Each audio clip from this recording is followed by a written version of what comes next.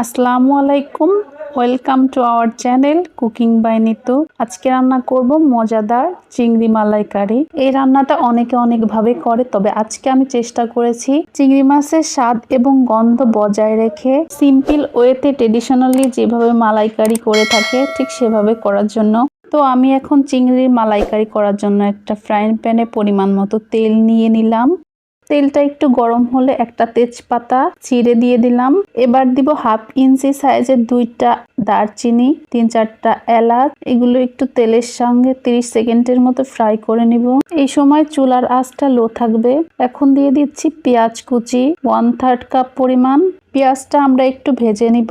তাছাড়া আমরা এখানে গ্রেভির জন্য পেঁয়াজ বাটাও ব্যবহার করব। পেঁয়াজটা একটু ভাজা হলে দিয়ে দিব 1.5 টেবিল চামচ পরিমাণ পেঁয়াজ বাটা। পেঁয়াজটাকে একটু নেড়েচেড়ে মিশিয়ে নিয়ে দিয়ে দিচ্ছি 1/2 টেবিল চামচ পরিমাণ আদা বাটা। এখন আমরা বাটা মশলাটাকে একটু পেঁয়াজের সঙ্গে ভালোভাবে ভেজে নিব, যাতে করে মশলার কাঁচা গন্ধটা না থাকে। মশলাটা ভালোভাবে ভাজা হয়ে গেলে দিয়ে দিব সামান্য পানি। এ পর্যায়ে আমরা আবার এই মশলাটাকে ভালোভাবে কষিয়ে ভেজে নিব।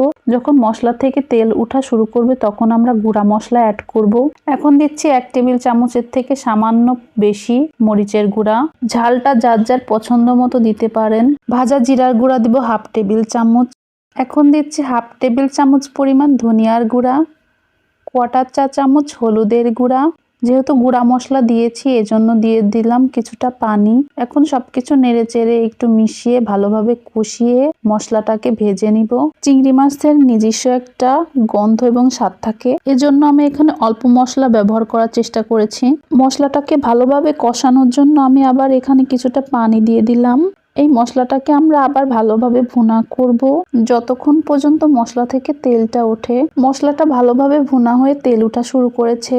এই পর্যায়ে আমি মাছগুলো দিয়ে দিব। মাছগুলো দেওয়ার আগে অবশ্যই মাছ বরাবর কেটে মাছের রগটা বের করে নিতে হবে। তাছাড়া এতে করে মাছটার ভিতর মশলাটাও তাড়াতাড়ি ঢুকতে পারবে। মাছটা আমি নেড়েচেড়ে একটু ভালোভাবে ভুনা করে নিচ্ছি।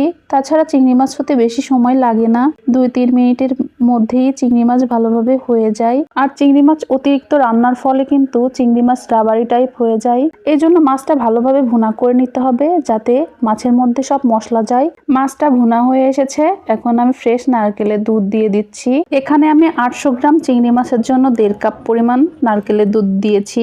এ পর্যায়ে আমি একটু নেড়েচেড়ে সবকিছু একটু ভালোভাবে মিশিয়ে নিয়েছি। এখন পর্যন্ত কোনো লবণ দেইনি।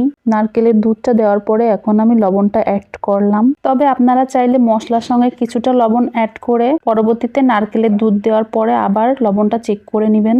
এখন কয়েকটা কাঁচামরিচ ভেঙে দিয়ে দিচ্ছি। ঝালের সঙ্গে সঙ্গে ফ্লেভারও ছড়াবে। আমরা এখানে এক্সট্রা কোনো পানি ব্যবহার করব না, নারকেলের দুধে বাকি রান্নাটা হবে। এখন আমি ঢাকনা দিয়ে 3 থেকে 4 মিনিট রান্না করব। 4 মিনিট হয়ে গিয়েছে, ঢাকনাটা উঠিয়ে নিচ্ছি। এখন ঝোলটা শুকিয়ে নিব। অনেকে চিংড়ি মাছের মালাইকারিতে নারকেলের দুধ এবং সরিষার তেল একসাথে দেয়। এতে করে চিংড়ি মাছের এবং নারকেলের দুধের অরিজিনাল টেস্ট পাওয়া যায় না। এজন্য চিংড়ি মাছের মালাইকারিতে সরিষার তেলটা ব্যবহার না করাই ভালো। মাছটার ঝোলটা অনেকটাই শুকিয়ে এনেছি। এ পর্যায়ে আমি ঢাকনা দিয়ে অপেক্ষা করব 2 মিনিট। 2 মিনিট হয়ে গিয়েছে, দেখতেই পাচ্ছেন উপরে তেল ভেসে উঠেছে। আমার রান্না কিন্তু শেষ। আপনারা আপনাদের পছন্দ মতো ঝোল রাখতে পারেন। এখন পরিবেশনার পালা।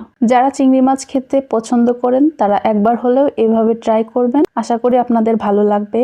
আমার রেসিপিটি যদি আপনাদের ভালো লাগে থাকে লাইক দিবেন, ভিডিওটি শেয়ার করবেন, চ্যানেলটি সাবস্ক্রাইব করে পাশে থাকা বেল আইকনটি অন করে দিবেন। এতে করে আমার নিত্য নতুন রেসিপিগুলো পৌঁছে যাবে সবার আগে আপনার কাছে।